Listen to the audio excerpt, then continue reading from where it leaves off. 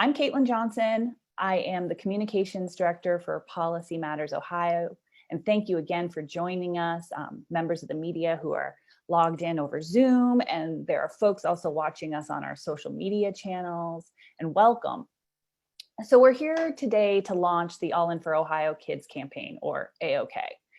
We're a coalition of parents and teachers and community organizations and policy experts who are making sure that all Ohio children, no matter where they live or what they look like, can attend a fully and fairly funded public school that inspires them to dream big and equips them to realize their full potential. Today, Ohio's school funding system is created by and maintained by certain politicians who pit parents against teachers and communities against each other, while they drain resources from our schools to give handouts to the wealthy few and corporations. But that's why we've come together to call on our state lawmakers to pass the Fair School Funding Plan, which the House recently included in its 2022-23 budget proposal. So today you'll hear from Policy Matters Ohio Senior Project Director Wendy Patton. She just released a new report detailing the major problems in Ohio's current funding system and how the Fair School Funding Plan will address them. And you're going to hear from some teachers. Jen Jugler, she is a social studies teacher at Valley Forge High School in Parma, and she's a member of the Ohio Education Association. And Josephine Shelton Towns, she's a social worker for the Cleveland Heights University Heights Schools, and she's a member of the Ohio Federation of Teachers. And Amber Basaris, she is a parent in the Lima School District. And lastly, you're going to hear from co-executive director of the Ohio Organizing Collaborative, Molly Shack, and she's going to provide more details about the campaign and the coalition. There will be a question and answer period for members of the media after each panelist delivers their remarks. And you can type your question in the Q&A function and I will read it, or raise your hand and I will unmute you. For those watching us over social media, you can ask your questions in the comments and we will be monitoring those as well. So with that, I'm going to turn it over to Wendy. Thank you, Caitlin, and thanks to everyone who's joining us this morning on our launch of All In for Ohio's Kids. No matter where they live or what they look like, all of Ohio's children deserve a public school that inspires them and nurtures their dreams. Ohio has enough for every child to attend a great school with advanced classes, cutting-edge technology, and well-trained professional educators. It is time to go all in for Ohio kids and demand that our lawmakers pass the Fair School Funding Plan and finally dedicate the resources needed for each and every student to succeed. We can make a better future for all of us. At the base of the problem is insufficient funding. Ohio's upside-down tax system starves our public schools, and the unfair school funding system prevents too many Ohio kids from getting a fair shot. State policymakers provide less funding today, adjusted for inflation, than they did a decade ago, despite changing conditions and increased needs of students in many communities. Since 2005, state lawmakers cut taxes primarily for the wealthy and for corporations, draining $7 billion a year from resources that could contribute to better communities and better schools. Today, Ohio's not really got a school funding formula anymore. School funding has been frozen at 2019 levels. Legislators have allowed inflation to erode the value of these resources. But even before the big freeze, the system had failed. 503 of the state's 610 school districts were not even funded by the former formula. They had either maxed out at a capped level of state aid that often didn't meet their needs, or got an often inadequate minimum of guaranteed state funding. Local communities worked hard to fill in the gap. The Fair School Funding Plan takes this pressure off the local community. It's based on the actual cost of education, and the costs are calculated the same way in every district. It's fair. It ends this system of band-aids and patches, the caps and the guarantees, and bases state aid on the actual cost of educating a student in each district. This creates stability so district officials can plan to meet student and community needs. It ends this system, it funds it funds the system of private schools and charter schools separately from the state system. Funds for private and charter schools are diverted from many districts for vouchers, which are scholarships to private schools, and charter schools, many of which are run by private operators. These options, the charter schools or the vouchers, may have a per pupil cost that is greater than the state aid to the community, to the school district, and the result is that local levy dollars, which are voted for public schools, are pulled into this alternative system. The Fair School Funding Plan would fix this by simply funding the two systems separately. The charters and vouchers would be paid for entirely by the state. The Fair School Funding Plan helps struggling schools and struggling communities. It increases funding for economically disadvantaged students, children who may not have enough to eat or may worry about having a roof over their heads. This makes learning very profitable. The special funding lawmakers have provided for economically disadvantaged students has not kept pace with the growing number of students who need it. Wendy, we're having some trouble hearing you right now. Something's going on with the microphone. Okay, let me, can you hear me now? That's better. Yep. Okay, thanks. I think it's an important point to make that the Fair School Funding Plan increases aid for economically disadvantaged students. Not having enough to eat or worrying about a roof over the head may make learning very, very difficult, and the aid that state lawmakers do provide for this has not kept up with the growth in number of economically disadvantaged students. The Fair School Funding Plan would fix this. It would make sure that all districts, no matter how much money their students have or what they look like, have the resources they need so that every kid gets a fair shot at the future. Thank you. Back to you, Caitlin. Thank you so much, Wendy. And now I am going to turn it over to Jen Juggler.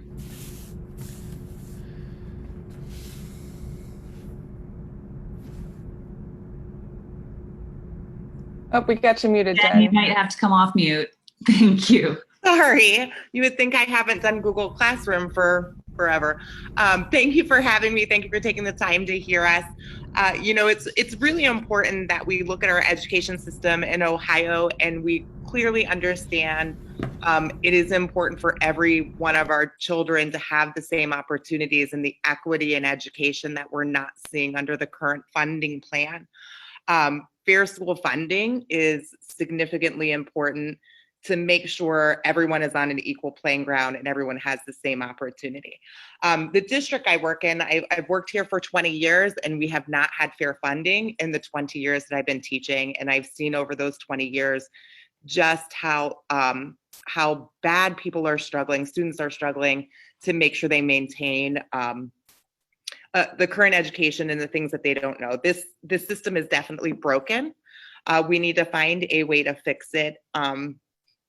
I've lived through the years where we haven't passed a levy and where kids' programs have been cut. They haven't been able to meet the basic needs, where we're telling our students, hey, we want you in school, but you can only take 5 classes and you can't come in until 9:30 and now you have to leave at 1:30.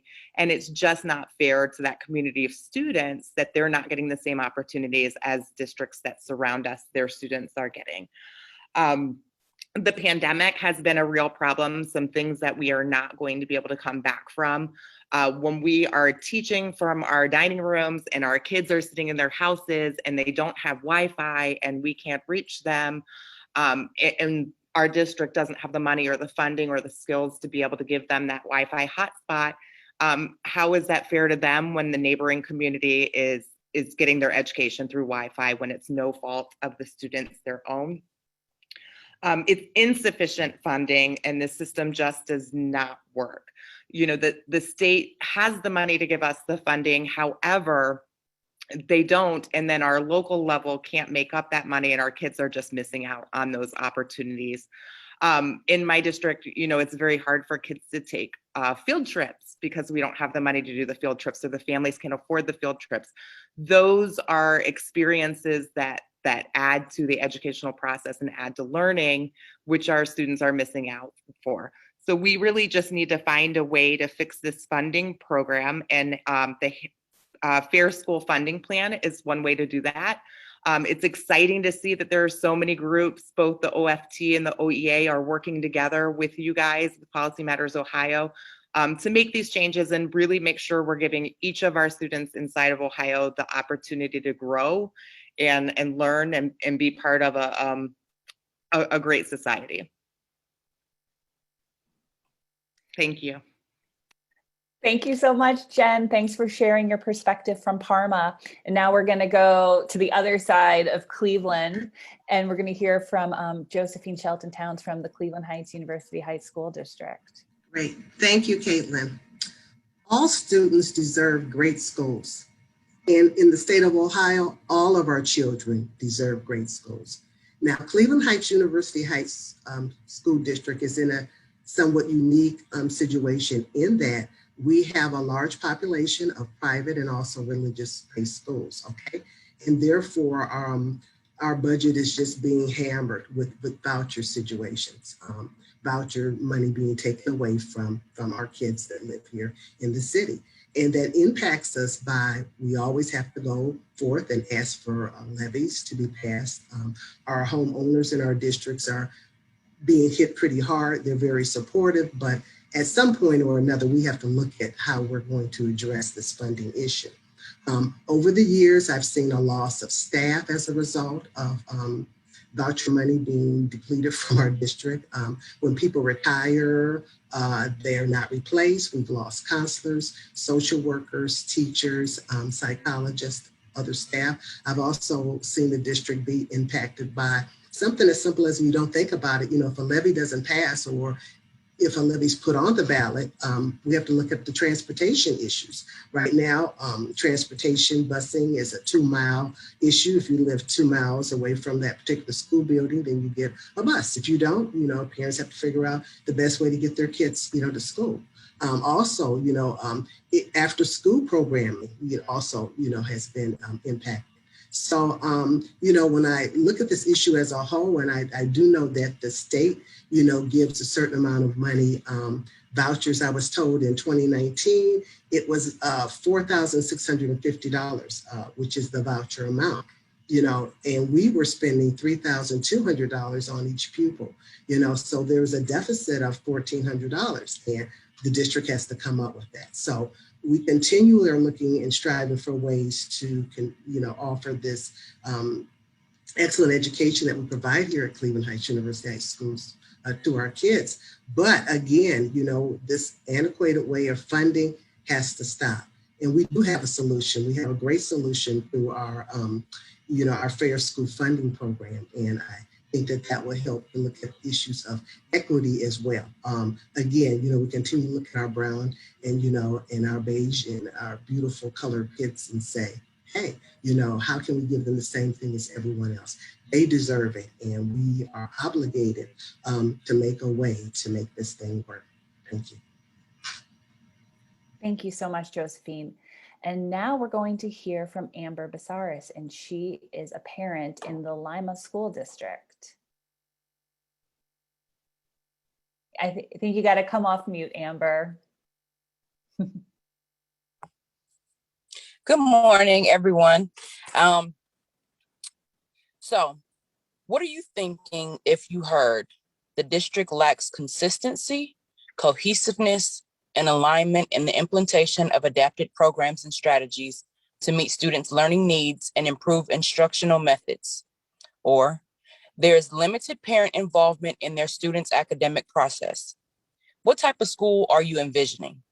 I can tell you, an urban one with Black students and a police officer station. You know how I know? Because these words are the exact words that come out of the Lima City School District Review Report of July 2015, as quoted by Ohio Department of Education. As a mother of 3, I get very frustrated knowing that our zip code affects the cost of education for my children. The mere fact that teachers statewide get paid $64,090 and locally $55,757 per salaries research. I have heard the stories of teachers financing responsibilities that should be on either the student or the school district. So I asked, how much would you give of your own finances if you had to also give half of your earnings back to your job? How creative would you be? As a former Lima City School graduate, as well as a mother of current public school students, I have concerns. I have heard the stories of families who were grateful for the computers that were disseminated during COVID to continue education. But was there a thought about the financial struggle of not having Wi-Fi in the home? I personally feel if we were to implement such tools as Fair School funding, no child would be left behind. We will be able to support the needs of all students and not just the accelerated ones or those only exceeding in academics. With 1,048 high school students in Lima City schools alone and a 14-to-1 ratio of students to teachers, it saddened me to hear Lima Senior High School is ranked within the bottom 50% of all 3,255 schools in Ohio. And this is based off the combination or the combined math and reading proficiency test results for the 2017-2018 school year. I support Fair School funding and all that it will offer Lima City schools. And I hope you do too, because these are our children and our future that we are failing. Thank you. Thank you so much, Amber, and thanks for joining us today. So lastly, I'm going to turn it over to Molly Shack. Thank you, Caitlin, and thank you to Amber for your powerful words, and Miss Josephine and Miss Jen, who are doing incredible work in their schools. My name is Molly Shack. I'm the co-executive director of the Ohio Organizing Collaborative. We are a statewide organization that unites faith, community, student, and worker organizations across the state. And we know that for a long, long time, our schools have been under-resourced, underserved. And what has happened is they've tried to pit us against each other. So they're trying to make us think that it's a city or it's a rural problem or it's a suburban problem or it's a small town problem. We have this problem all across the state. It might look different in the way that the problems show up, but the solution is the same. We need a fair school funding plan that equitably and fully provides every student with a chance to survive. We not only believe it's possible, we know it's possible. We have enough resources in this state to ensure that every student has a great education. And we're tired of teachers and parents and community members being pit against each other.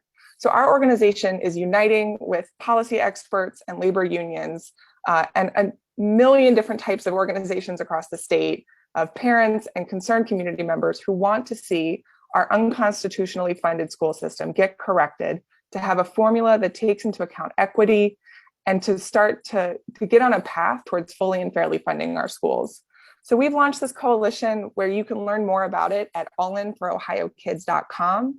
And we are hosting town halls across the state to lift the stories of incredible parents and teachers and family members who have worked so hard putting levies up over and over again, who are putting in extra hours trying to make sure their kids and their community have what they need.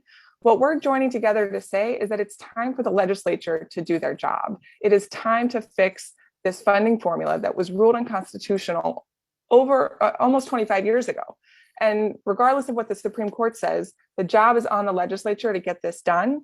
So the Fair School Funding Plan is in the budget bill. The Senate needs to take action. The House needs to take action. We need to make sure that this gets through this year. It is long overdue, and COVID has just exacerbated the problems that our communities are facing. You know, this plan will help, whether it's shortening school bus rides for students, helping to fix old buildings, having a nurse or social worker in every building. We need to make sure that our kids have what they need. Each district has different needs. We heard from Amber about what's going on in Lima. Each district looks a little different and it might need a different solution, but this plan helps to address that for all of our families. So we've launched a petition that we are calling on the legislature to take action. You can find that at allinforohiokids.com. And we are asking everybody to join this movement because we need to make sure that we have equitably, fully, and fairly funded schools. Thank you. Thank you so much, Molly. So now is our time for question and answer. Do any members of the media have any questions they'd like to ask our panelists? Okay, it looks like we have a hand raised. Joe Ingles. Okay, I'm gonna take you off mute, Joe. Or you might have to unmute yourself. Yeah, I think that's it. Can you hear me? We can. Okay. So I have a question for Wendy. Are you concerned about funding the plan long-term? And since projections are based on teacher salaries from 2018 and not current salaries, and property tax valuations are from 2018, won't the amount of money be off by millions of dollars because of the salary data and property tax valuations being so old? Thanks, Joe. Thanks for that question. Ohio is one of the most productive states in the nation. What Ohio lawmakers, certain lawmakers have done and maintained have been enormous tax cuts for the corporations and wealthy over the last 15 years, draining $7 billion from state resources. Now, don't think these have been tax cuts for middle-income families or families of modest means. These have been tax cuts for the wealthiest Ohioans, the top 1%, and for major corporations. We're one of 6 states with no corporate profits tax. So there is funding available in Ohio. Our lawmakers have prioritized tax cuts for the wealthy and for corporations instead of a good school in every district. So what they need to do is be about the business of funding a good school in every zip code so that the children in Lima can be assured of a fair shot for the future.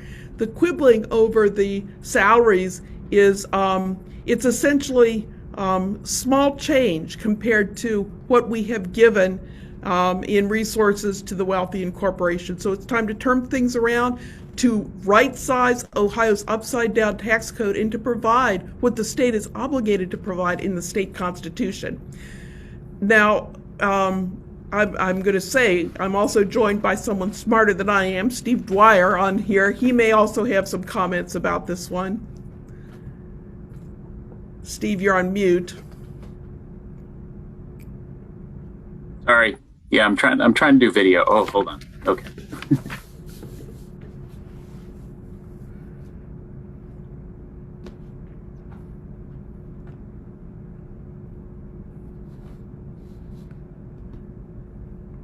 Am I off now? Am I off You're mute? good. I'm good now. Okay, good. I'll just you can just look at my professional mugshot. Again, Joe, there are protections in the Fair School Funding Plan against there being some massive increase in teacher salary. I know that's one thing that the Senate has expressed concern about, but it's just really unfounded. If you look at teacher salaries over the last several years, they've gone up barely with the rate of inflation. In order for there to be this massive explosion of cost, you're going to have, there are over 200,000 teachers in the state. You're going to have a significant portion of them get significant increases in order for there to be much movement that would have a deleterious effect on the Fair School Funding Plan cost. And, the fact is that the average is capped at $95,000. So if teachers make over $95,000, they're not included in that average salary figure. So really that's really a red herring that a lot of folks are putting out there. And if you look at Ohio's average teacher salary, we're right in the middle of the pack nationally. And if you talk to folks down in Southeast Ohio, their max salary caps out at around high $40,000 a year, high 40s. So it's not like teachers are making, money hand over fist.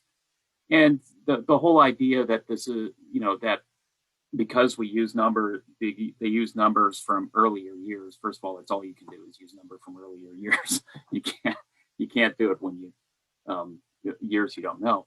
But, the fact is that, you're not going to see these massive increases. We've never seen these massive increases happen the way they're talking about this exponential growth. And, there are protections in the Fair School Funding Plan formula to address that. So if you do have you know, a lot of teacher salaries going above 95,000, they're just not going to be included in the average. So again, the average teacher salary thing is really a canard that's been put forward by folks who frankly want to keep the current system that's been failing kids for 25 years. Thank you, Steve. Do we have any other questions from members of the press? And I apologize, we are streaming on social media, finally.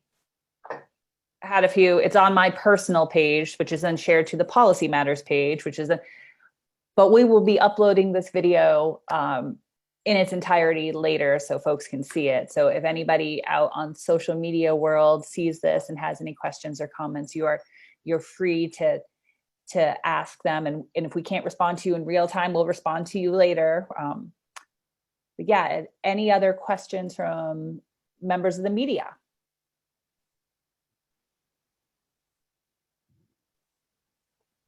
Okay, well, hearing none, we are all really excited about this and look forward. We have a great op-ed today in the Ohio Capital Journal, which written by Melissa Cropper and Scott DeMauro of Ohio Federation of Teachers and Ohio Education Association, respectively, announcing our launch. And look out for a town hall in a community near you.